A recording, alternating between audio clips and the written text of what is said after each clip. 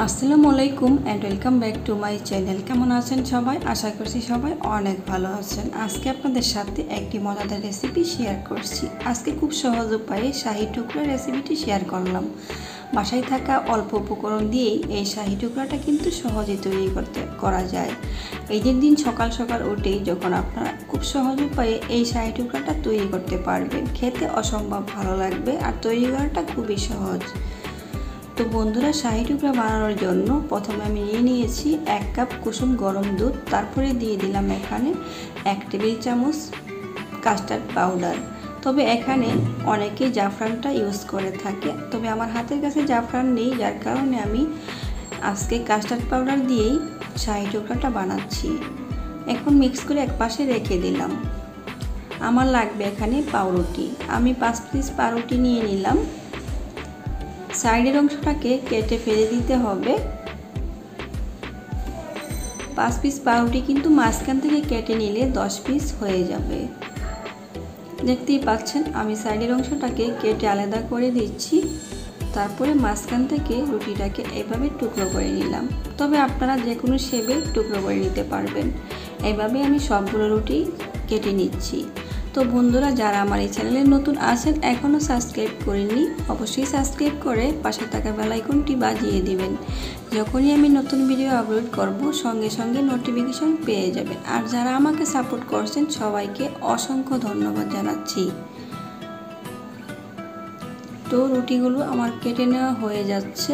তারপরে আমি রান্নায় চলে যাব। প্রথমে এখানে 1 লিটার লিকুইড দুধ জাল করে নিচ্ছি। এটাকে শুকিয়ে অনেকটাই ঘন করে নিতে হবে, তবে আপনারা পাউডার দুধ দিয়েও এটা করতে পারবেন। ভালোভাবে জাল করে কিছুটা ঘন করে নিচ্ছি। দুধটা যখন ঘন হয়ে আসছে, এখানে আমি দিয়ে দিব আগে থেকে যে আমি কাস্টার্ড পাউডারটা গুলিয়ে রেখেছিলাম সেটা দিয়ে দিব। তবে তার আগে মিষ্টির জন্য আমি এখানে হাফ কাপ চিনি দিয়েছি। 2টি এলাচ দিয়ে দিলাম।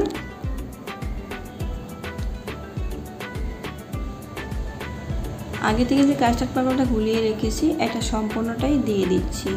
এখন অনবরত নাড়তে হবে, এটা কিন্তু কিছুটা ঘন হয়ে আসবে। তারপরে দিয়ে দিচ্ছি এখানে আমি 2 টেবিল চামচ পাউডার দুধ। এটা কিন্তু যতটা ঘন হবে খেতে কিন্তু ততটাই মজা লাগবে। তো চেষ্টা করবেন পাউডার দুধটা দেওয়ার জন্য। এখন অনবরত নেড়ে কিছুটা ঘন করে নিয়েছি। দেখতেই পাচ্ছেন কালারটা কিন্তু চেঞ্জ হয়ে গিয়েছে। এখানে দিয়ে দিচ্ছি কিছুটা কিশমিশ এবং পেস্তা বাদাম কুচি, কাঠবাদাম কুচি। তবে আপনারা এখানে চাইলে কিন্তু যে কোনো ধরনের বাদামটা ইউজ করতে পারবেন। এখন অনবরত নেড়ে আরও 2-1 মিনিট জাল করে নেব।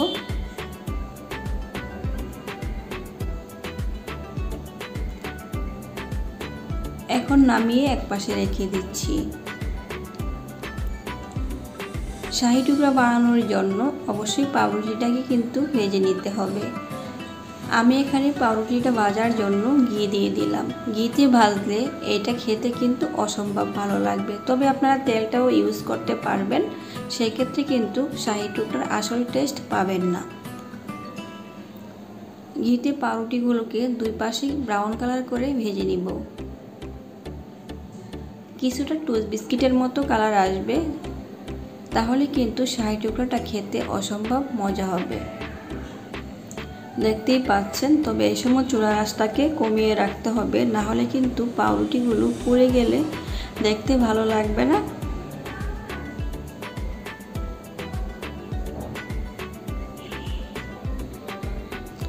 এটা কিন্তু খুবই সহজ একটি ডেজার্ট রেসিপি। ঈদের দিন চাইলে সকাল সকালেই কিন্তু আপনারা এই রেসিপিটি ট্রাই করতে পারেন।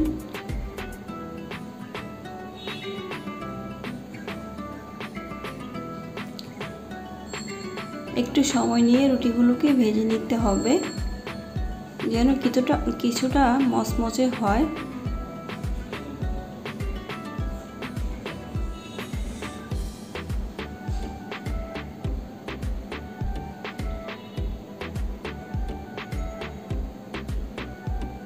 রুটিগুলো ভাজা হয়ে গিয়েছে, এখন উঠিয়ে নিব। সেমভাবে বাকি সবগুলো রুটি আমি এভাবে ভেজে নিব।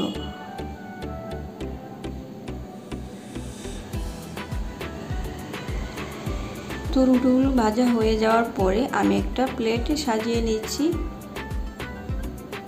এখন শাহি টুকরা বানানোর জন্য আগে থেকে যে দুধটাকে জাল করে রেখেছিলাম, এখানে আমি দিয়ে দিব 1 ফোঁটা কেওড়া জল।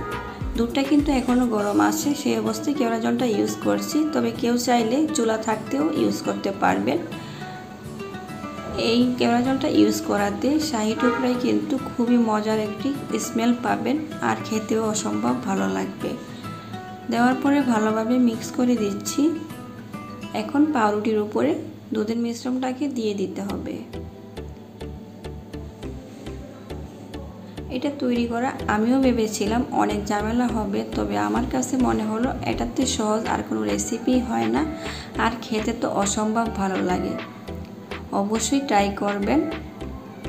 দেখতেই পাচ্ছেন কালারটা কতটা সুন্দর। হাতে থাকা অল্প উপকরণ দিয়েই আমি কিন্তু শাহি টুকরাটা বানিয়ে নিলাম। এলাচগুলো যে দিয়েছিলাম সেগুলোকে কিন্তু উঠিয়ে নিচ্ছি। উপর থেকে আরও কিছুটা বাদাম কুচি দিয়ে সাজিয়ে নিচ্ছি। এটা দেখতে যতটা আকর্ষণীয়, খেতে কিন্তু দুরন্ত মজা হয়। অবশ্যই এই দিয়ে ট্রাই করবেন। আর ভিডিওটি ভালো লেগে থাকলে লাইক করতে যেন ভুলবেন না। সবাইকে অসংখ্য অসংখ্য ধন্যবাদ জানাচ্ছি। আজকের মতো বিদায় নিচ্ছি। আবারও হাজির হয়ে যাব অন্য কোনো রেসিপি নিয়ে। ভালো থাকবেন সবাই। আল্লাহ হাফেজ।